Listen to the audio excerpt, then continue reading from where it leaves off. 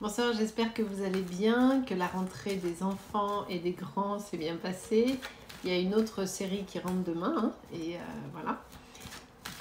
J'ai pris, qu'est-ce que j'ai pris ce soir? J'ai pris l'oracle du sixième sens, il y a très très longtemps que j'ai pas pris, mais vraiment. Hein. Donc on va aller voir s'il y a un message pour vous. Et si oui, lequel? Allez, on y va. Hop, c'est parti. On va prendre celle-ci. Ah! On attaque direct avec le choix. Comme ça met tout le monde d'accord. Pour ceux qui ont un choix à faire et qui en sont parfaitement conscients, mais qui remettent en permanence, on verra demain. Non, mais je suis pas prêt. On verra demain, on verra demain, on verra demain. Bah non, on voit maintenant. Ok? Il y a ce choix qui est là, que vous devez faire, quel qu'il soit. Peu importe le sujet du choix. C'est dur à dire, hein? Peu importe le sujet du choix, vous en avez un à faire. Et vous le savez. Et là, vous dites, elle me saoule, et peut-être même que vous allez scroller, en disant, oh, mais ça va, j'écoute pas. Restez ici. Allez, qu'est-ce qu'on vous dit d'autre sur ce choix? Il y a une attirance qui est là. Est-ce qu'on serait sur du choix sentimental, hein? Peut-être que... Alors, a priori, on est plus sur du sentimental. Alors, ça pourrait être du professionnel, hein, bien sûr, d'être attiré vers une profession ou plutôt qu'une autre, mais on va aller voir un peu plus loin.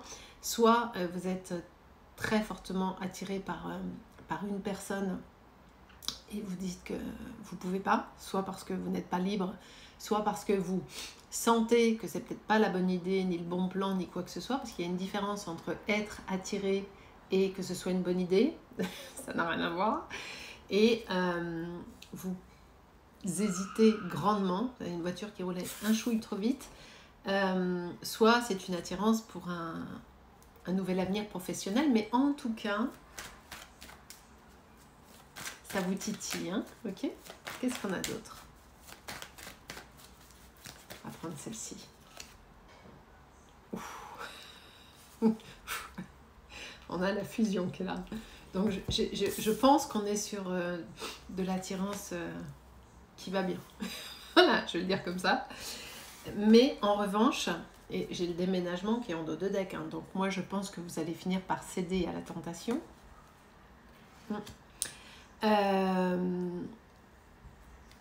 Pourquoi il vous pose un problème cette histoire? De ce que j'entends, ça ne colle pas à vos... J'allais dire à vos principes. Ça ne colle pas à l'image que vous vous faites de quelqu'un. Peut-être que cette personne qui est arrivée dans votre vie, qui vous attire mais comme un aimant, est à l'opposé de vos préceptes, de votre cahier des charges. Parce que vous faites partie de ces gens avec un cahier des charges, même dans la relation sentimentale. Il faut qu'il soit il ou elle, hein, soit comme ceci, comme cela, qu'il ne fasse il ou elle, ne fasse pas ceci ou ne fasse pas cela. On est là-dessus. Hein. Du coup, il y a très peu de place à quelque chose de spontané, quelque chose de waouh, qui vous arrache le truc. On est sur du réfléchi à chaque fois que vous avez une relation sentimentale. Et là, cette histoire qui arrive à vous, avec cette notion de fusion, ça vous retourne le cerveau et ça, vous n'aimez pas. Pourquoi? Parce que vous êtes toujours dans l'hyper-contrôle. Et là, vous sentez que vous n'êtes pas du tout dans l'hyper-contrôle. Waouh! Et que vous perdez un chouille-pied. Ici, on a la carte de la passion. Nous sommes dans le caliente tonight. Ok. On est là-dessus. Hein. On est vraiment là-dessus. Hein. Peut-être que c'est la première fois d'ailleurs que vous sentez vraiment votre cœur et votre corps réagir dans l'imaginaire ou je sais pas, mais cette personne que vous avez rencontrée, elle a ouvert une porte à l'intérieur de vous que vous ne soupçonniez pas. Ça aussi, c'est dur à dire. Et du coup, il y a la trahison hein, qui est là en dos de deck. C'est peut-être aussi pour ça que vous hésitez. Peut-être que vous n'êtes pas disponible, peut-être que l'autre personne n'est pas disponible. Toujours est-il que il y a quelque chose qui arrive à vous là que vous n'avez jamais expérimenté. En tout cas, pas à ce point-là. Et cette émotion que vous avez vous fait perdre vos repères et votre hyper-contrôle. Donc du coup, c'est un peu le bazar dans votre vie, même au niveau du boulot, vous n'arrivez plus à penser à autre chose que ça. Et vous êtes en train de lutter contre vous-même pour ne pas y aller. Parce que justement, ça ne rentre pas dans les cases que vous vous êtes fixés. Et vous luttez. Mais j'ai bien peur que vous finissiez... Enfin, j'ai peur. Non, pas peur. C'est votre libre arbitre. Hein, vous êtes grand, majeur et vacciné. C'est une expression ancienne, hein, je sais. Mais il me semble, en tout cas, au vu du tirage, que vous allez aller sur ce terrain.